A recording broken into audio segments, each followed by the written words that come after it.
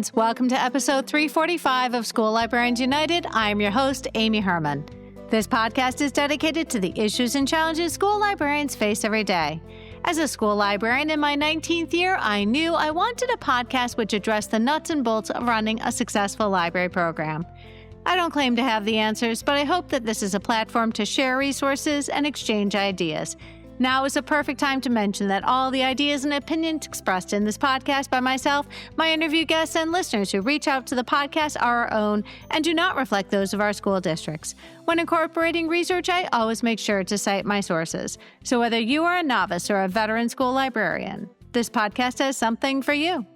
I welcome you and all listeners to reach out with your feedback and episode suggestions. You can reach me on Facebook, on X, formerly known as Twitter. My handle is at @LMS_United. On Threads and Instagram, you can find me at School Librarians United, and on Blue Sky at SLU Podcast, or the email address schoollibrariansunited@gmail.com. If you include your mailing address, I'll be sure to send you a podcast sticker. And now for today's episode, Empowering Student Volunteers, and my conversation with Diana Haneski and Dione Mila.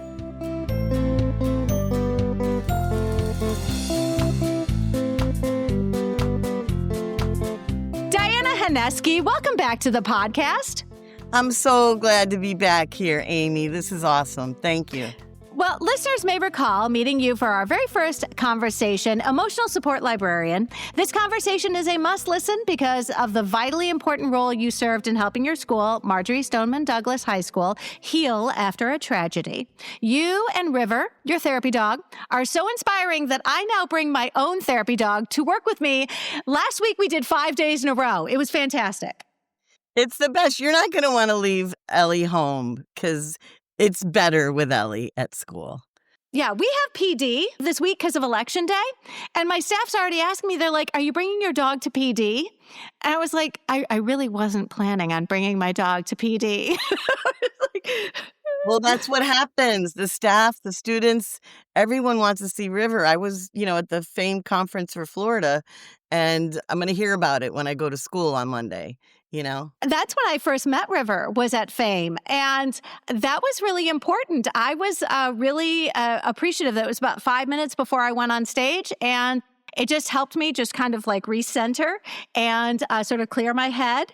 And River is the distraction I needed. And I was able to just, focus and then get to business. So I really appreciate it. I love that River comes. I appreciate you saying that. Yeah, thank you. Well, we are incredibly fortunate, friends, to have two school librarians joining us for today's conversation. Let's meet Dione Mila, your co-author of the new book, From Learners to Leaders, Empowering Student Volunteers in the School Library. Dione, welcome to the podcast. Thank you, Amy. I'm excited to be here with you and Diana. Dione, would you give us an idea? Tell us about the library you work in, the grades you serve, some of the programs you offer. Let's get a sense of what a day looks like for you. Okay, so I'm a public elementary school librarian. So we have pre-K 3 to 5th grade. And so my day is pretty much very structured. It's not as open as like a high school or a middle school. So in the mornings I come in, I have library media tots that come in every morning, and they are there right at 7:20 a.m. Right when those gates open, boy, they're there. And they actually help me in the library for about 10 minutes. They help set everything up for all the other kids that are going to come in. And then as soon as 7:30, the doors open and it's gangbusters of kids. So they help, check in books. They help kids do their AR quizzes, track their bean stack, do different makerspace centers, help kids find books, read to kids. They're so busy. And then right at the first bell, we start ushering kids out. And then by the second bell, they're going back to class. Then I'm in the newsroom, because my 5th graders run the news. So my 5th graders have been in there since 7:30. They've already done the script. They've got the weather. They've got the lunch. They've practiced, rehearsed. They're ready to go. I walk in. They're like, let's go. and they just do the news. And they're amazing, truly amazing people. And so then once the news is done, I have like a few minutes to like kind of clean everything up, make sure everything's ready, then I have to go do some reading pullouts for different, like 5th grade and then 4th grade. And then after that, start my classes. So then it's pretty much back-to-back classes till the end of the day. And this year, the specials team, which is what I'm a part of, which is art, music, PE, the specials, we have to help with dismissal. So the end of the day, so I don't get to have an open library at the end of the day, which is kind of sad. I prefer, I like having it open both. But this year we have to help with dismissal. And so we go do that. And then that's pretty much almost, I have like a half an hour of a little bit of planning and that's it. So it's a little stressful. I'll be honest, I know I'll share a little bit about how I worked with my student volunteers that I had, because I learned, as you have, especially when you have a fixed schedule, your opportunities are oftentimes dictated for you. And I'll be honest that my morning group started because in Michigan, I don't know about anywhere else, but if you want your kids to go to school early, like before the bell, you have to pay for that. It's a paid program. So if you drop off before the day starts, that's like considered daycare. And we had families who just could not afford that. So they were leaving their children at the door and said, stay here until somebody opens it. And it gets cold in Michigan. So I would walk past about 7:15 in the morning. I'd see these kids standing outside our door going, oh, no, this is not cool. And I just opened the door. I was like, so you can be here, but I might ask you to help me out a little bit. And they were cool with that. And apparently my administration never found out. They never went to kid care. No parents ever had to pay any money. And I'll tell you what, I found that I got a lot of things done because when you're working with like 7 and 8 and 9-year-olds, they are very task oriented and they do take those responsibilities very seriously. And I miss that. I do. I miss that. I have very fond memories. So it was a really fun, I got to tell you, friends, I loved reading this book because while it is K-12, it is definitely K-12. You're sort of cross a lot of grade levels in this book. But I will say it gives me so many fond memories of how my students were very integral to the day-to-day in my own spaces that I have overseen. So, friends, it is not unusual for librarians to team up. School librarians, we collaborate well together. But co-authoring a book takes a certain amount of compatibility, trust. I'm going to say give and take. I'm pretty sure my ego couldn't handle this, which is why I will never be writing a book, and I especially will never be writing a book with another person. But let's talk about this collaboration because, again, for me, this is I can handle an hour with you two on screen, but beyond an hour, that's a bridge too far. I've actually been kind of writing this for many years because I started piecing it together, and then when I was getting a master's degree, one of my professors was saying, this needs to be a book. And he actually came to one of my presentations long ago at FAME. And he's like, yeah, this needs to be a book. And so I was like tweaking it, not sure, right? And still oh, I don't know. And then 2 years ago at AASL, we were walking around, we saw these authors for ALA. I'm like, wow, that's so cool. And so then we were sitting there, and then the two editors people were there, and I said, oh well, I have an idea for a book, and they were like, well, what is it?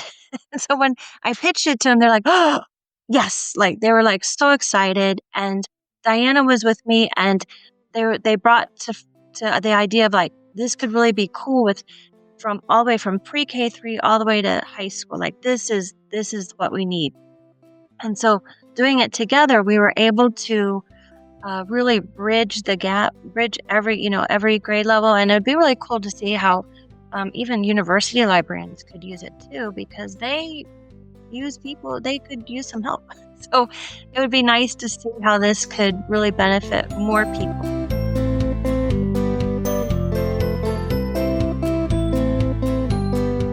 So Diana, was this like out of the blue? They're like, hey, let's write a book.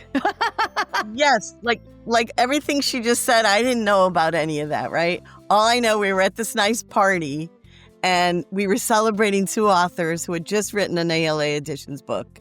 They're very awesome. They're my new best friend mentors, you know? And we were having fun at the buffet and she looked at me and she said, we're writing a book. We're going to write a book together. And I go, okay, because that's my personality. This was the party at the aquarium, yes, overlooking the... Yes.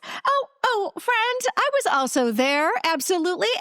I think this is a fun sort of connection here because at AASL 2023 in Tampa, there was a lovely evening event. It was at the aquarium, but it was outside overlooking the bay.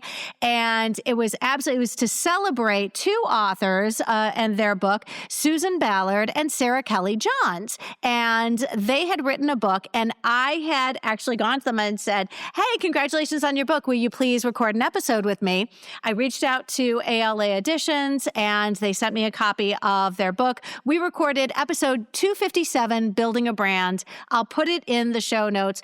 But apparently, you both were there as well. And that's fantastic because it was, again, when you go to a conference, friends, it's not just during the conference when you are collaborating. It's before the conference. It's in the evenings. We could do something together. It might just be casual. I mean, I remember sitting out and getting ice cream with a group of school librarians, and we were collaborating and had the most constructive conversations and building those relationships that really do sustain us between these 2 years between our AASL conferences. But I love that you two were also at that party. Yes. And you know how we got the invite?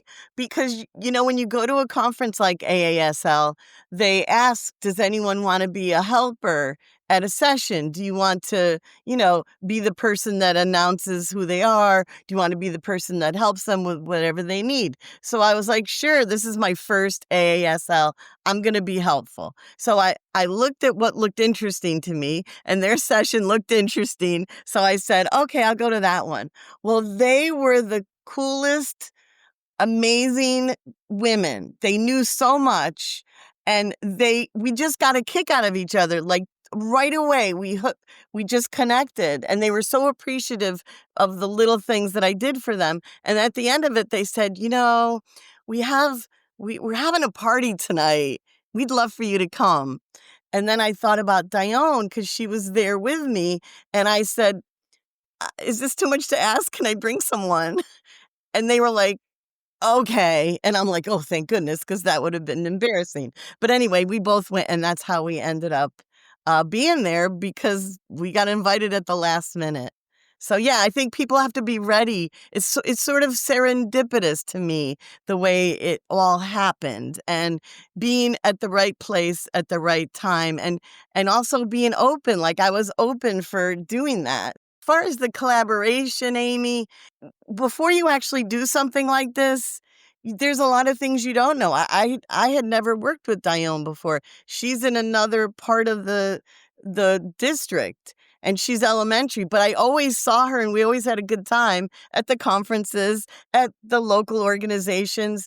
You know, we had a mutual friend, so I knew her, but we never really worked together and I never actually saw her working. You know, I only know the reputation and the presentations and I went to her school. I did go to her school at one of the meetings and I saw those little tots. So that's how I knew that she had a good thing going because they were working it.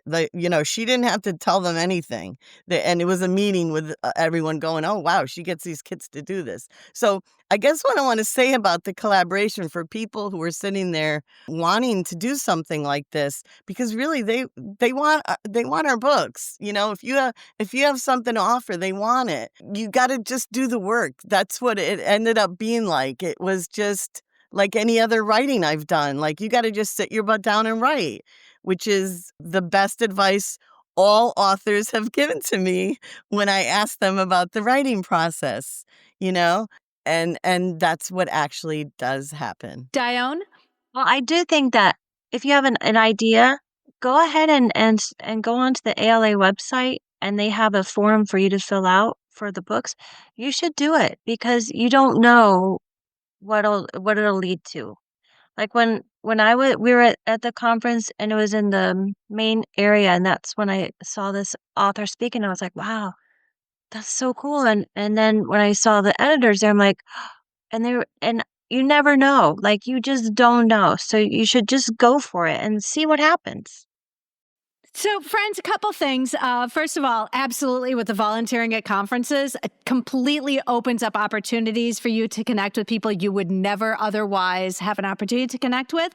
Also, something that I've sensed, because I've interviewed a lot of authors thanks to ALA, and ALA Editions has been very generous, always sending me a book if it's been written by a school librarian. That's my criteria. That's got to be written by a school librarian. But what I've sensed from these authors is there isn't a competitive bone in your body. Like, it's not a zero-sum game that if somebody reads your book, that they're not going to read somebody else's. I don't sense that people are possessive of this captive audience. I mean, I think that there's room for a lot of people, especially when ALA Editions sort of ushers this process for you. Obviously, you have to do the work, but they're going to make it possible for somebody who would never conceive of writing a book to say, actually, this is a possibility, and I'm very excited. The people I've talked to who, like you, were very like, I don't know, they really do a fantastic job of supporting their aspiring authors. From my understanding of this as a bystander, it really is, there is sort of a timeline that they sort of give you, but you're always in control of your authorship and the things that you put out there. But I don't sense that there is this competitive nature that ALA Editions is like, oh, nope, we've already got an author this year. We don't need another one. They seem to be very wide open to a lot of talent coming to them with their ideas. I also love, and how, Diana, you mentioned going to Dione's school. Making the effort to visit another librarian's space during the school day is invaluable. I was like a tourist. One of my districts said, hey, listen, we give you one professional day to just go and observe somebody else doing their job. It was huge. I went there with my phone. I just taking pictures everywhere, asking questions between classes. And it was incredible because you're watching things in real time like a tourist. You're like, this is amazing. And then in context, you can build on that relationship because you've seen this person, you know what they're talking about in later conversations. Oh, yes, I remember when that happened. And so again, that networking and collaborating, and especially across grade levels, because if in this case, Dione had the littles, and Diana, you had the big kids, and having this appreciation, that sort of, vertical planning. So you've gotten a sense of what the littles are getting as they move and age up into the next library and so forth. I love that.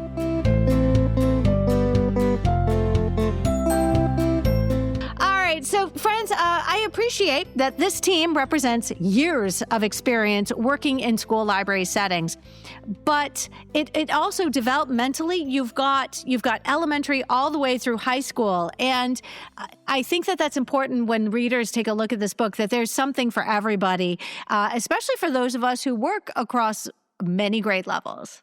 I think about all of that when we were planning this book. I went way back because I have 11 years now in high school, 11 before that in middle, and then before that, 6 years at 2 different elementary schools. So I actually have all the levels of experience. And I started off in elementary, and that's where I was like, wow, there's a lot to do, which at first, before I got the job, I'm like, am I going to fill the time? Yes, you do. Anyone that does this job, you know that. But you don't know what you don't know, right? I noticed things like the families and their children helping me. They wanted to be, like in elementary, the moms are, the families, they're there. They want to help you. And so that's how it started for me years ago. So I always had someone helping me, and I didn't have a problem asking for the help. I know that there's a lot of media specialists who feel they have to do everything, and that's one of the reasons why, Dione and I decided to write this book for them. Like there's so many ways that these kids can help you. And so as the years went on, that's how I learned. I mean, I was always that way with my own children and my husband, Ray, and our 2 sons, raising them, I was always having them help. You know what I mean? And so it just was kind of like a natural transition into the job. But once, I wanted a good program. And if you don't have a clerk and you don't have the time, because like in elementary, it's class, class, class. Now I'm in an open library and I make a schedule and it's more of a variety of things. But I always have someone helping. And now that I'm with young adults, I take that so seriously. Like these kids are getting real world experience, and whatever they choose to do when they leave high school, they're going to have this experience where it's going to be a little easier for them when they go to take on that job, when they graduate or when they go to further their education. And they're savvy. They know that having a leadership position is important when they're writing the essays and applying to the schools. So it's really all good. It all comes together. Well, and Diana, it sounds to me like there's a possibility somebody may come to you, one of your students, and say, "Hey, would you write me a letter of recommendation? I've been your assistant all this time. I could see you getting hit up because of the relationship that you've built with your young people." It does happen. It does happen. A lot of times for the National Honor Society, you have to have a letter for that. So it happens there, and it happens for their college, applications. So yes. Dione, would you like to chime in? For me, when I started in the library, because I was from a classroom, so I went into the library. And when I saw like the expectations for librarians, I was like, there's like no way to do this job without being here till 9 o'clock at night. There's just no way.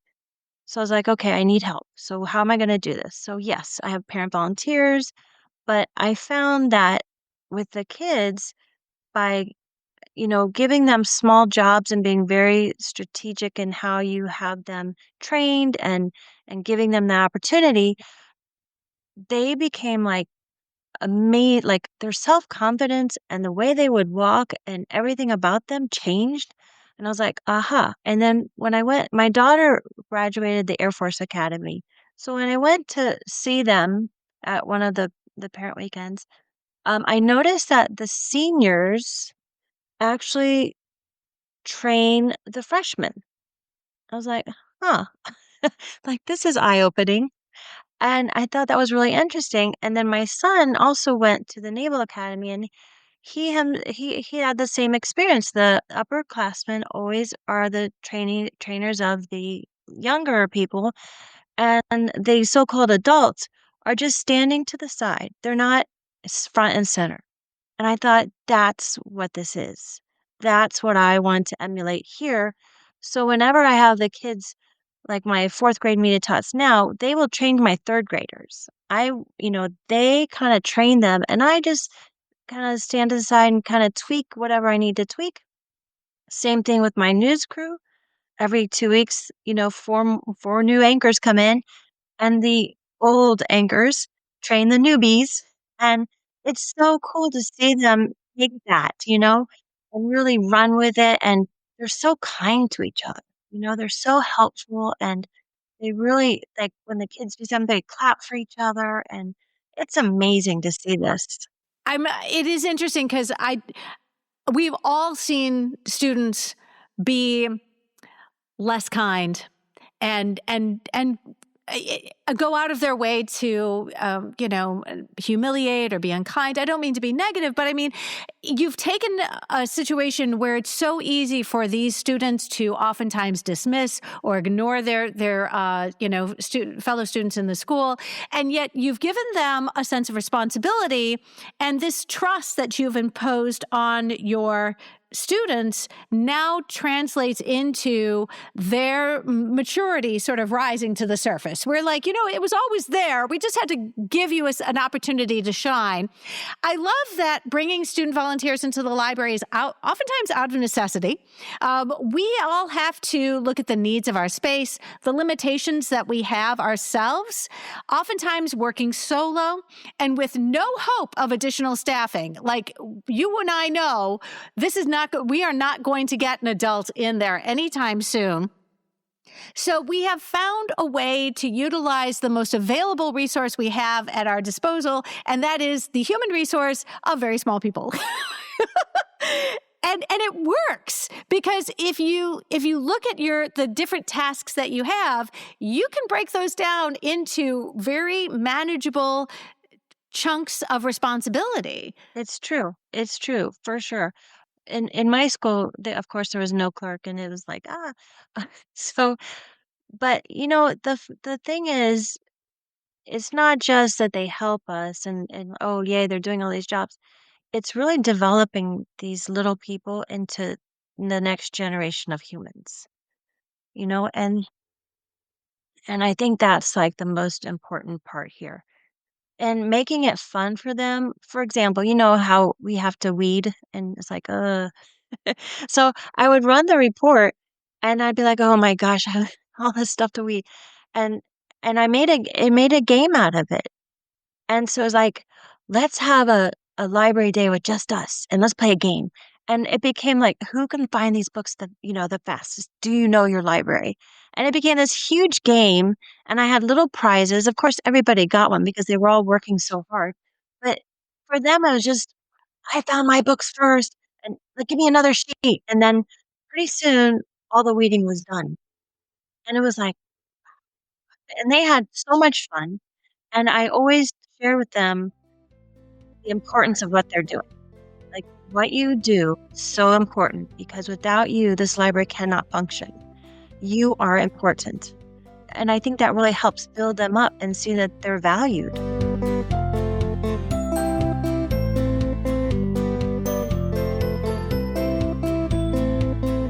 True, I agree totally, because the library is the place where they feel welcome. And then when they're feeling welcome and feeling part of it, and then they have a purpose because you need them to help you with something and they have the time to do it. And it is a beautiful thing. And, as Dione is answering the question, I'm thinking about myself and I'm agreeing with her. It's really lovely. We see it in the older kids too, some of these cute little things. Like you actually could see two girls skipping away to the shelves because they want to put the books away, or one of them's showing the other one. I'm like, I'm seeing kids skipping and it's high school.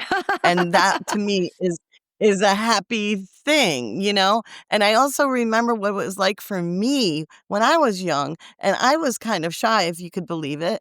And I didn't have the skills of, like, I remember being afraid to call someone on the phone. We're giving these kids an experience. They have to answer the phone. They have to talk to an adult because they're helping everybody. They're helping the teachers, the community, the kids, their peers. So they're learning these important skills that going to make them better at whatever they end up doing. Well, and I'm remembering when I read your book, one of you shared an experience where you had to be out for a short period of time. And the knowing that your student assistants they weren't taking your place, but they were definitely far more tuned in and making sure that when they were in that space, that they were a source of support for the person who was going to be covering while one of you was out for a period of time. That was when I broke my hand. I broke my hand, I had surgery, and I didn't think I was going to make it to the meeting. It was one of our local organization's meetings. And so my colleagues, my media peeps were going to be there. And we had planned for our kids to show the different things they do. And I ended up showing up. So I was really out of it from everything. But I got to witness these kids doing way beyond what I had expected. They went above and beyond, and some of them were very outspoken and able to really convey their feelings about how the library space is so meaningful to them and how they can't believe that they ended up getting a job in the library, and that it was just wonderful to hear when I didn't plan any of that to happen. I just planned on them, doing certain jobs. And then all of a sudden it turned into them presenting and them talking from the heart. It was really beautiful. It is awfully comforting to know that while there are some things you cannot control, and we are such control freaks, but you might have a couple advocates embedded in your student body who would be supportive in helping the person who was stepping in to take care of the space while in your absence. Well, and can I also say, just from a sense of self-preservation, it is awfully good to have allies. And we have allies in our staff. We have allies in administrators. But when you have allies who are your students and their families, because you better believe when you give students a certain amount of responsibility, that message does get conveyed to the adults at home. And they see that as growth. They see that you now become a very important person in their child's life when it comes to growing up. And the last thing they would ever want to do is see something jeopardize this space that matters so much to their kid. And I see this as a win, win, win, win. All right.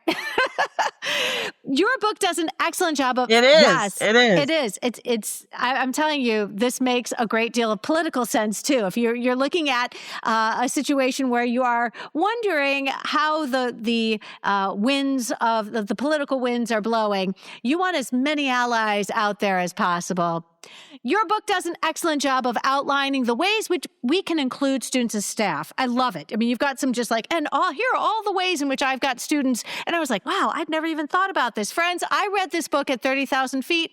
I was flying from Detroit to St. Louis for AASL 25.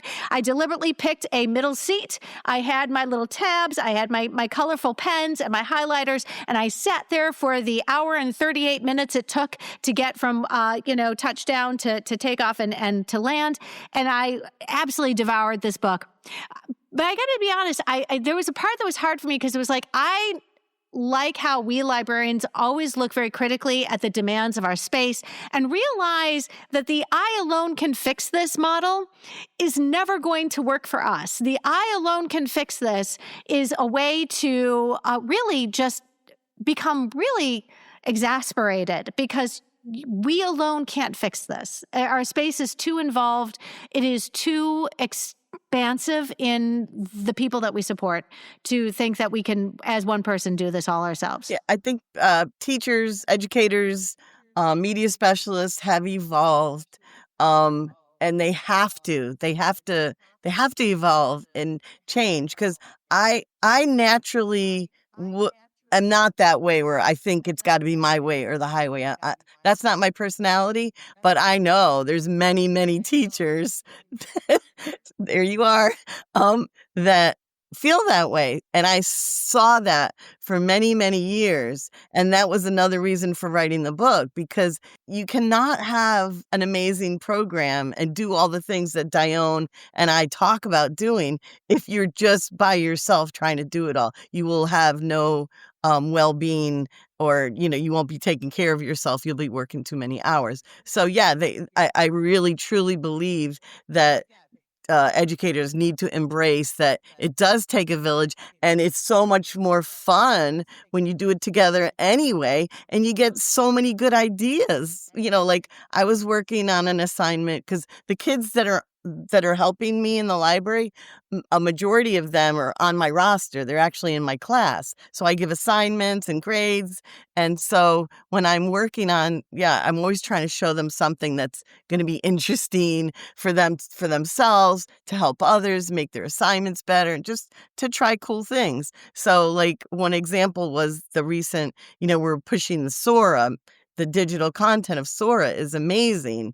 And so a way to get the kids to explore, we're going to do an assignment. So you give choice. So you're asking your kids, do what you want. Find what you want. Find a magazine, find an ebook, find an audiobook, what you choose. And a choice is a big part of this. And as educators, we need to provide that. They're not all going to want the same thing. And then the other part of the assignment is to, show what you learn, make something creative. So I was using Book Creator or Adobe, so that they can create something. And then all of a sudden, when you ask them, what do you think you could do with it? You're hearing so many great ideas. So all of a sudden, those kids helped you with your teacher planning for this assignment and assignments to come. So the beautiful things come of this.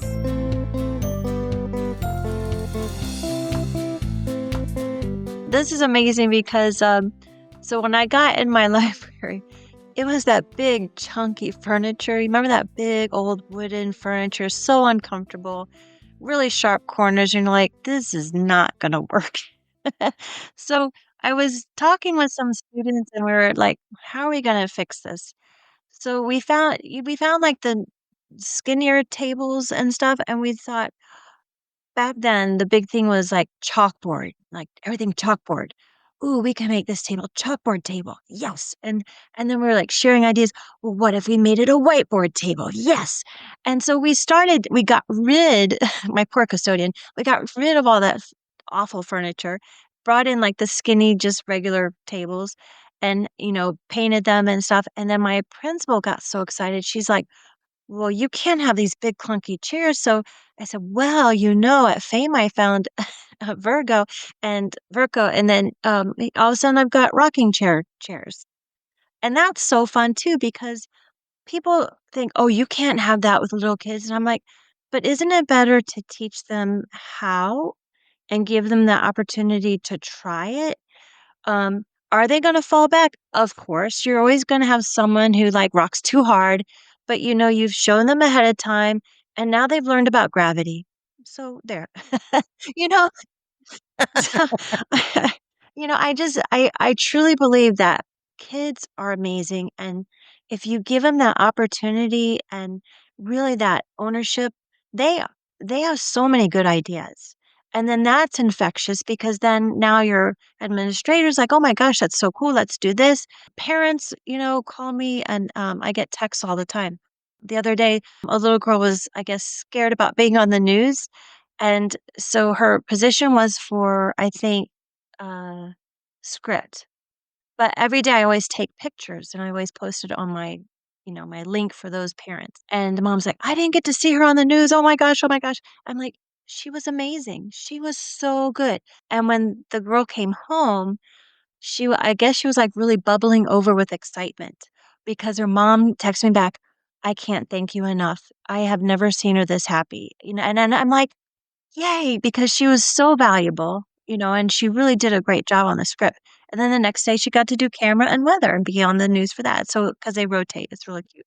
But I think, just I mean, I see certain teachers back then that would be like everything themselves and they'd be, oh, I'm so stressed and they'd have health problems. And I'm like, no, no, no, no. Stop. You don't have to do that. Let go. Let go and let it happen. And, it's amazing.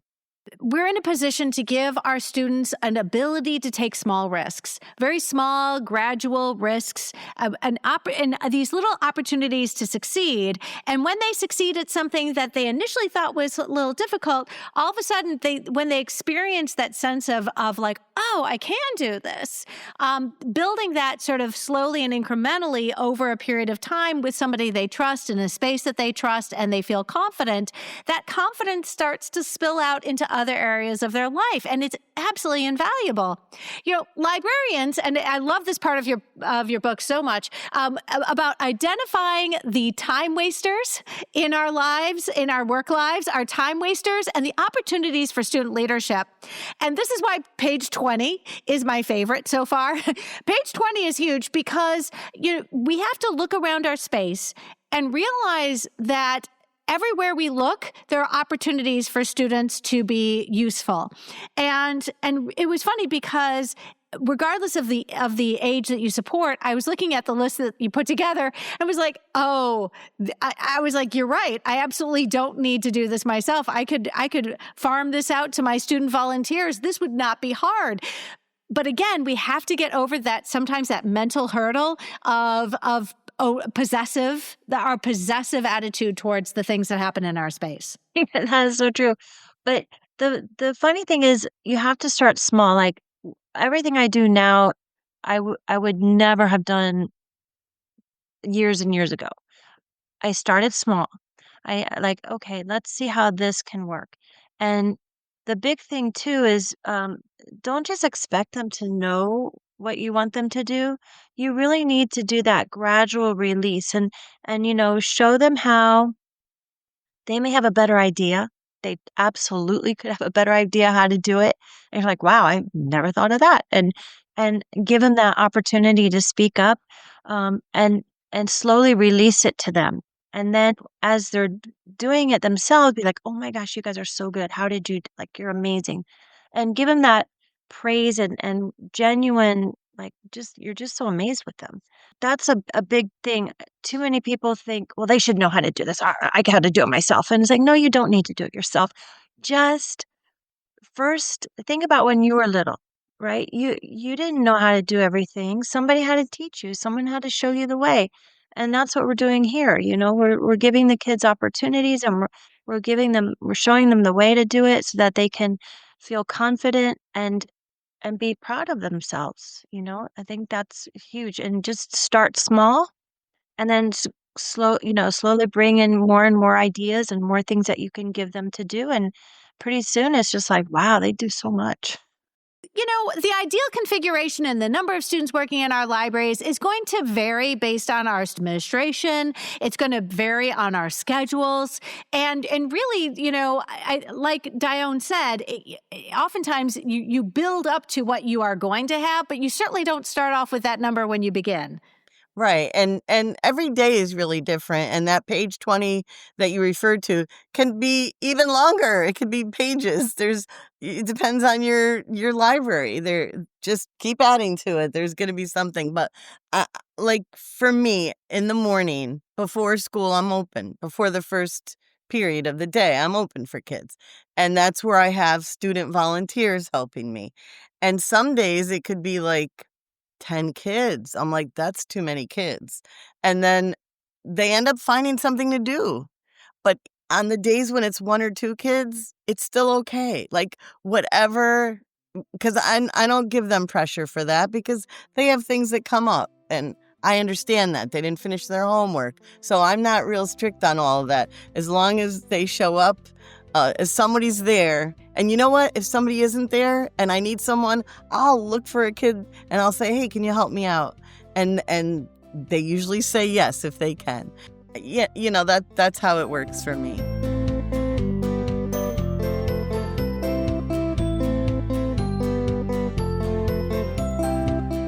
I'd like to talk a little bit about the application process that you both have done, because you do definitely go into some detail about that in your book, about how to make sure when you're onboarding these new volunteers, it's clearly an investment of your time in training them and making sure they're going to be a good fit for your space. Definitely. So when I'm getting ready for my media tots for 4th grade, in 3rd grade, I about halfway through the year, I'll start saying, I'm thinking of my media tots for next year. I'm wondering who they'll be. And then the kids get all excited, like, oh my gosh, it could be me. It could be me. And in the meantime, they all want to like be a media tots. So I try to give them opportunities to like do little things during their regular class schedule time to kind of emulate a media tot. And so as as the end of the year approaches, I just have them write a little paragraph, nothing major. Just tell me why I should choose you. Like, why you? And then they get to write about all the good things they do, and that what they love, and things like that. And so it really it helps me see, oh, they really like this, and then I can see where that would be a great fit for our library. And then I just say, hey, come on, I give the kids the permission forms. The parents get, into our chat. We have a little chat for the parents where I send lots of pictures. And then we start. And then my 4th graders, who've been doing it for the whole year, start training the 3rd graders. And again, I'm just off to the side watching. I'm not center. I'm never the center. It's just off to the side. And like, wow. And I always praise the kids that are 4th graders, because I'm like, you're a great trainer. Like, that's amazing. And that's a big, being able to train another person, that's a huge skill. That's a huge skill. And they're doing it in 4th grade. So those are, yeah. In high school, it's a little different. I don't need all those permission forms because we're relying on them being a little more mature and able to make decisions. But I still check on their grades and I ask them how they're doing, and I make them be accountable. Like, you're helping me. So I'm assuming you did your homework. Do I have to check your grades? I'll say it like that sometimes because I really don't want to. And they're usually honest with me. I also ask them to let me know what teacher might recommend them. So we will contact the teacher and let them know like what we're looking for, what kind of help, and do you think this student will be good for our program? And usually it's never a problem. Really, the only problem I ever have is if they have to do their homework, or I'm always really agreeable to that. Go do your homework, please. Before you help someone else, you have to help yourself. And so we really believe in that. And since I have enough volunteers, it works. The important thing, chapter 3 focuses on training our volunteers, regardless of their age. And, it's never a good idea to make any assumptions about their skills or to rush through this. It's so easy for us to think of something as being obvious.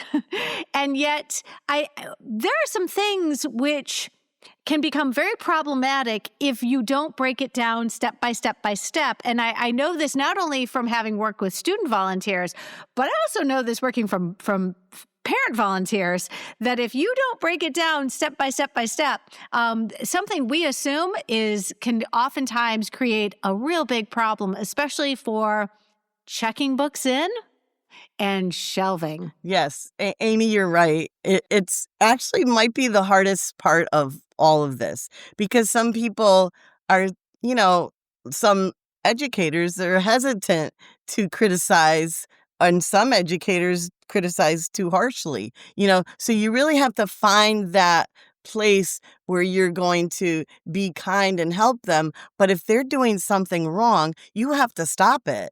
You can't let it go on. So yeah, those could be the trickiest times, but the best advice is to just move forward and teach the student, because they don't know. They're coming from different places, different experience, no experience. So you have to, like Dione was saying about start slow, because then once you get to know them and you get a relationship going, then you'll find what they're good at. And one of the fun things about this is when you see the talent, like, I have a student who's amazing at art, signage, posters, a display. I have this amazing display that is very difficult to put something creative in there because it's a window that you have to go in and do so much.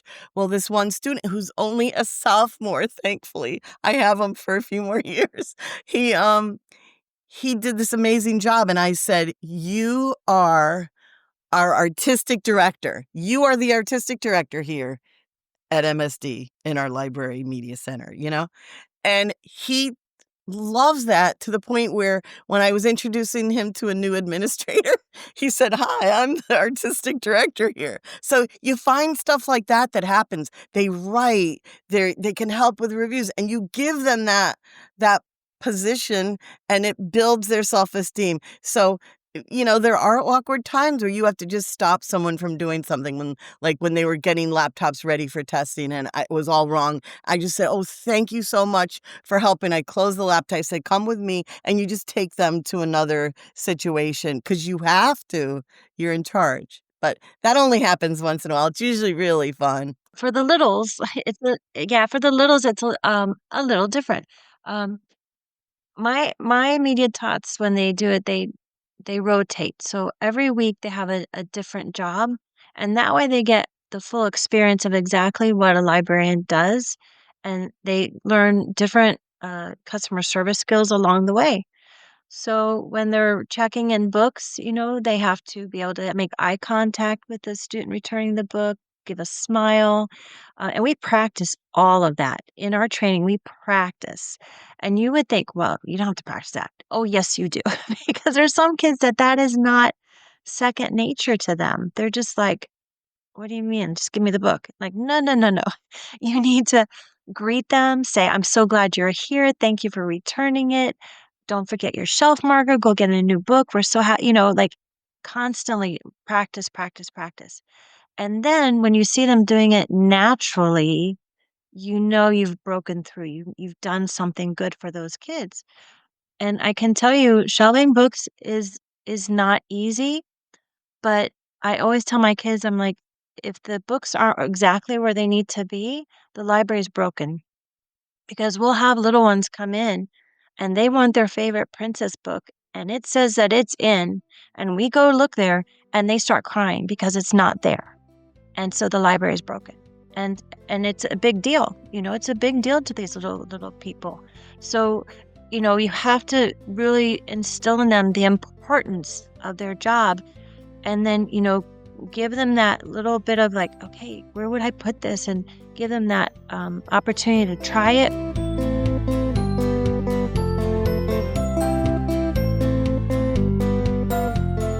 So something I never did was I never wrote out detailed descriptions for the jobs that my students did. And part of this is because I was just sort of grateful to have any help. And it never occurred to me to like, hey, if this is your job, these are the things you need to do. If this is the job you're doing, these are the things you need to do. But I appreciate that consistency, that if you are expecting to train more than one person to do this job and you want that consistency, that you do need to write these things down just to make sure that when these skills are being taught to your students, irrespective of their age, that there is that continuity when you are making sure that they do this. And again, this idea of rotating jobs, because I know when they find a job they like, they want to hold on to it. And you're like, nope, I need you to be able to do all the jobs. Well, I'll tell you, it's really important to do that because not only does it set the goals and everything for yourself, but when the kids are, you've trained them, they know what to do. Then when they go in to do their job, if they have a question, because I rotate my kids every week. So they do the whole. I want them to get the full experience. So every week they have a different job, right? And even though you've already trained them, it's a new job for this week. And so they may not remember, or they may be like, oh, what do I do? And I always encourage them to ask the other kids, the one who had the job before, for any tweaks or pointers. But then they also have it written out so they can like glance at that as well. Right. So that gives them a sense of like, oh, I know what to do. The next thing that I'm going to go right into is it's really important to have it all written out like that, because there are going to be times when the kids don't live up to your expectations. And it's totally normal, and it's a great learning experience for the kids. It's really important for them to have those moments where maybe they don't do the right thing, because I'd rather them learn all this stuff in elementary school and then as they move through their life, they're like, "Oh, I remember in elementary I got to do it the right way." I want it's got to be a learning experience for them. And you can't expect them to always get everything perfect. That's just not Nobody's perfect. None of us are perfect. So it's really important to have it written out so that when they do, uh, you know, make a mistake, or they just don't uh, perform like you would hope they would, you can take them aside, and this kind of goes with the positive redirection. So you take them aside, and it's very structured in the book. I have it all written out like really well so that when you do it in the step-by-step manner, you will get a much better result. And part of that is not only are you encouraging and you're understanding with them, but you give them the opportunity to say, did you understand what the job was today? And if they say, oh, no, I don't, then okay, great. That's perfect. Let's go back to the book. Here it is. It's written out, exactly. And what could we have done so that it would have helped you better? Well, and they usually, well, I could have looked at this. I'm like, and what else could you have done? And then I really want them to think about it for themselves. Like, what else could you do? Well, I could have asked, this person because they did it last week and they could have helped me. And I'm like, well, what else? I'm always like, "Well, what else? What else? Well, I could have asked you. Yep. So I want them to have that ability to um, start thinking about the things that they do in terms of how can I make it better? How can I live up to my potential? Really. So that's really important. And you never you never get upset or angry because it's a learning experience. It's just like, kids make mistakes. Oh well. So, but if you're just if I find that if you don't have a set kind of like a set way of doing things for that, it can get really muddy very quickly. So you can't just say, "Oh, you have to, do it like this." You can't do that because they're little humans and they need a lot of guidance. And so by taking that moment and really looking at them and letting them know that they matter, and you look them in the eye and maybe you touch their shoulder and you're like, I know you can do better. Giving that is so huge. And let me tell you, they will not let you down again because you believe in them. Yeah, and that's actually what we do, Amy. That's what I do. I deal with it as it happens. If we let someone in the door and I see that the students that are helping me aren't even looking up or don't smile or don't even greet them or ask them if they need help, I take care of that right away. I start doing it myself so that they hear what it should sound like. And then I try not to embarrass. I don't want to embarrass anyone. So then I just, once the people that came in, the patrons are doing something, I go to if it's one student, two students, whoever's there, and I said, this is what it should look like and this is what it should sound like. People need to be welcome. And like we mentioned, customer service. That's kind of what we use. We use that term, customer service. We have to be kind and greet them. Otherwise, this is not a position for you. You're not going to get to sit at the circulation desk. They love to be at the circulation desk. So the best advice is to deal with it right away. Like, and also, they're learning. So sometimes I'll shout out something like if the phone is ringing, and I'll say quickly what they should say. Good morning, Media Center, student speaking. So that they know. Or if they forgot, because a lot of times that's a place where they're afraid.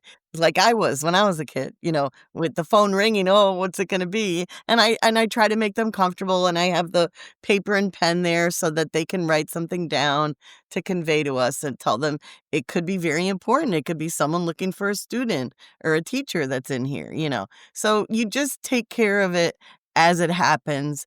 Because yeah, kids could be mean. They could be neglecting something that's very important. And that was another thing that happened, like being a little rough at the door, when letting someone in, or when which or as they come in, because that's also something that's an issue. I digress as far as the door opening.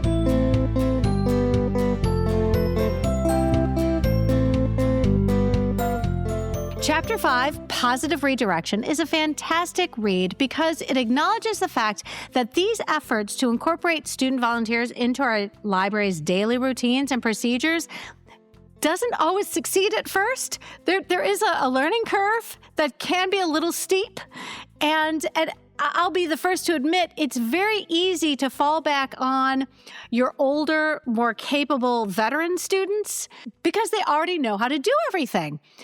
But you absolutely make sure that there is that rotation so that everybody has a chance to learn the different jobs that it takes to run your library.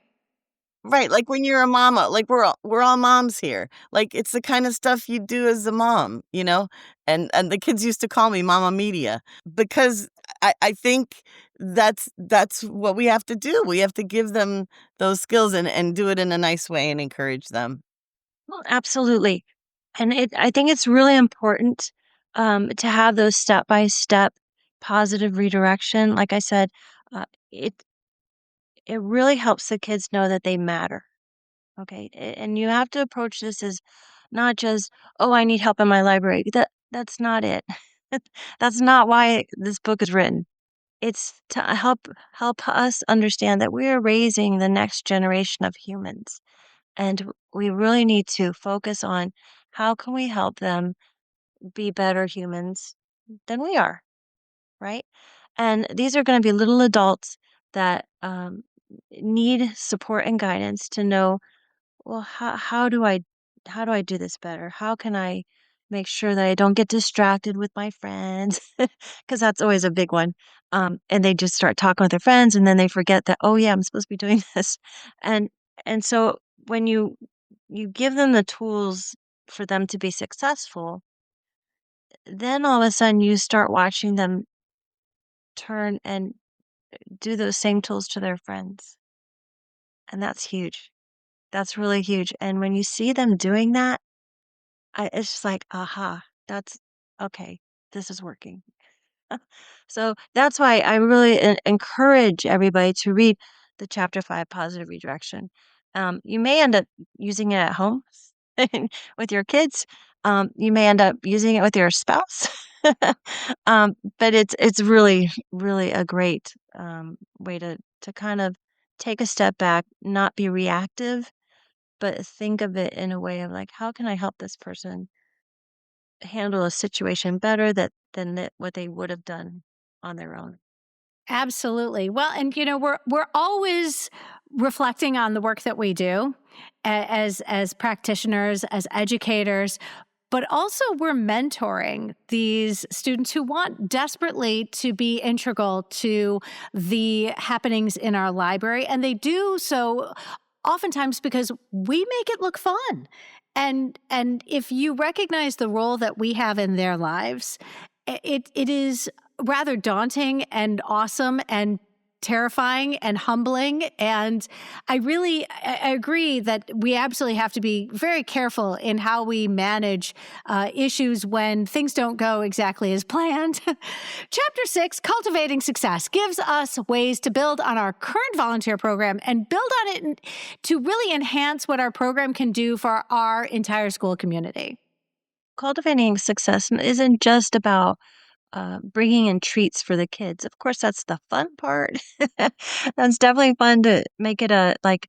I hang a sign in the window. I say, "Closed for private, event, media tots only." And then they feel like super special. And we'll have either donuts or something fun in the morning, like hot chocolate, when we finally get a cold day in South Florida. It's like, whoa, let's have a hot chocolate party. But it's not only that, and letting them know specifically that kind of way, but it's the everyday when they do something that just like, wow, I tell them all the time, we could not have our library without you. Like you are so important. And every day there's something to be thankful for, and you let them know. The other way, I really insist the parents, on my cell phone, I have like one group is WhatsApp or Remind or whatever you use. I take pictures all the time. I really do, and I take videos. This morning, I took a video and I shared it with my principal.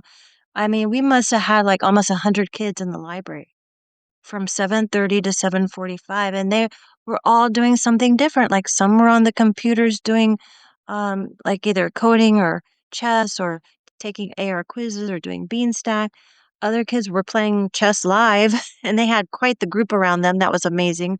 We had kids making bookmarks, we had kids making bracelets, oh my gosh, we had the puzzle center. I mean, it was just so busy. Kids checking in and out books. It was crazy busy. But that when you can take a video of that and share it with your administration, share it out to the parents so they can see, wow, my kids are like so helpful, and they all wear they have a button. And that came from a student a couple years ago. I was like, we really need to make sure that the kids know that you are in charge here. And she goes, maybe we can wear buttons. And I'm like, yes. And so we went on Canva together and picked out the design, and I always give credit to my kids, this was their idea. This was their idea. Um, so I love doing that. So the kids wear their buttons so everybody knows that they are in charge. And I really believe in just standing to the side and not taking credit. Just like, oh, this is all them. This is all them doing it. The other good thing is if you have a newsletter, really promote in your newsletter how amazing your program is, and it wouldn't happen without our media tots. And then if you have a local magazine, we have our City Weston, we have a local magazine, and they allow you to write articles. So I'll write an article about something happening in the library and make sure that it gets into the magazine. So it's another way to help boost that. Of course, social media, and I follow our city Instagram and all that, so that when I post, I'm always uh, tagging them as well, so that everybody in our city knows that our program is a good program. It's just really important for the kids to see that you cherish what they're doing, you value them, and I constantly, oh look, guys, I just posted about you. Oh look, I did that. So they're like, like they're celebrities, and it's important for them. That's exactly what I was talking about when I saw her students in action. We were there for a meeting after hours, and it was really cool to see these young tots um taking care of everything in a beautiful studio. She's got amazing equipment, and they were taking care of it. And that's another place when we talk about like people wanting to help.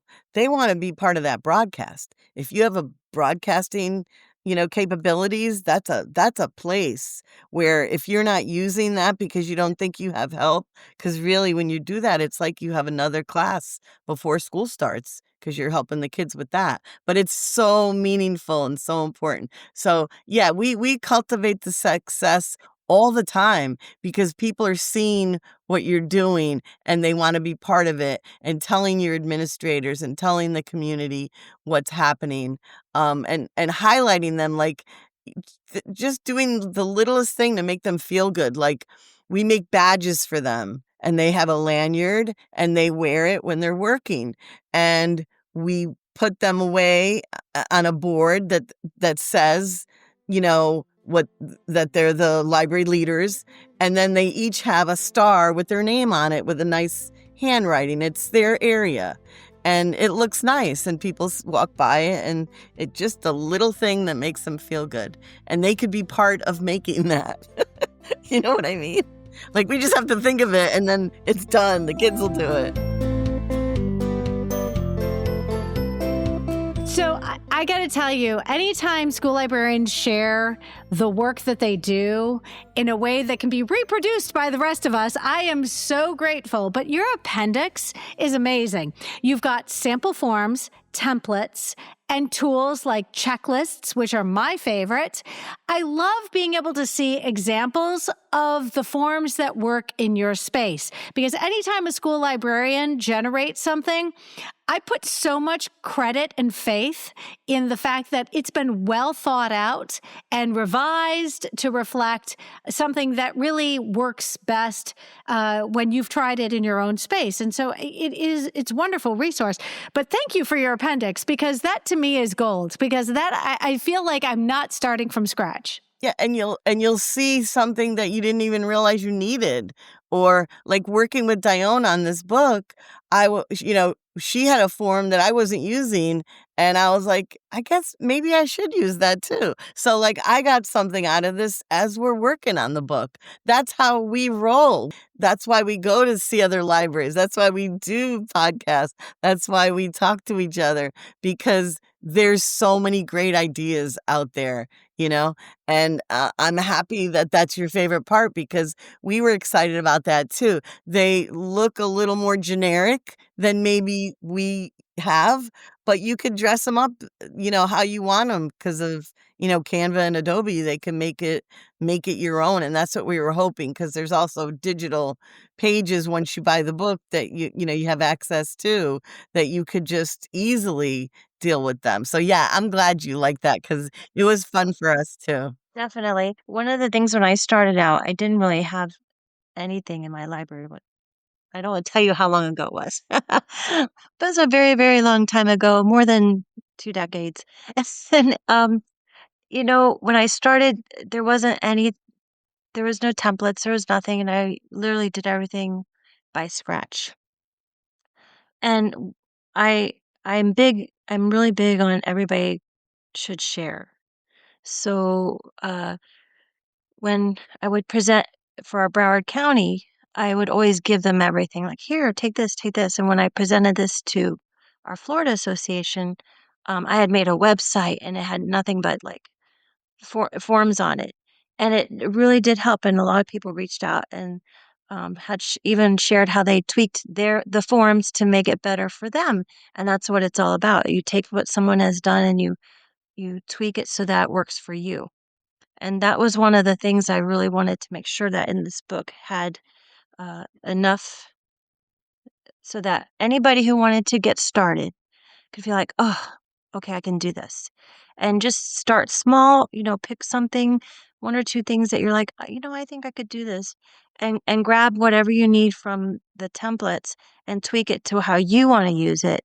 And you know what you do this year is not going to be what you do 2 or 3 years from now. It's always going to morph into something even better than what you could ever imagine.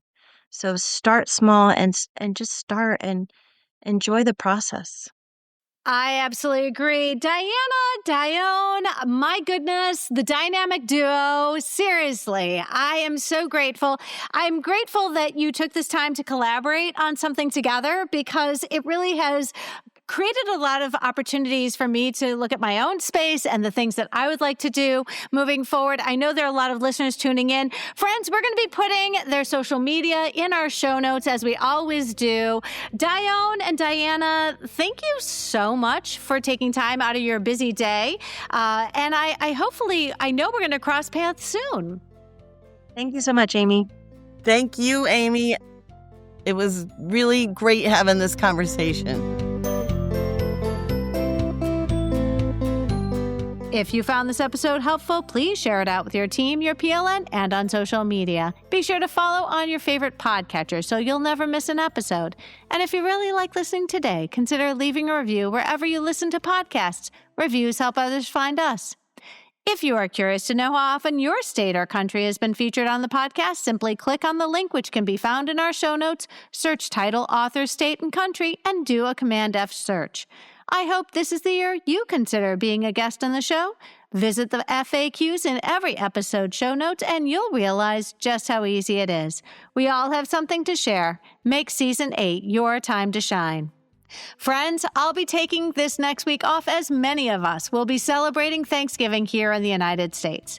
I hope this is a time for you to spend with friends and family. I'm so thankful for this listening community and to the wonderful PLN of school librarians who have shared their time and talents with the podcast over the past year and throughout the 8 seasons we've been recording.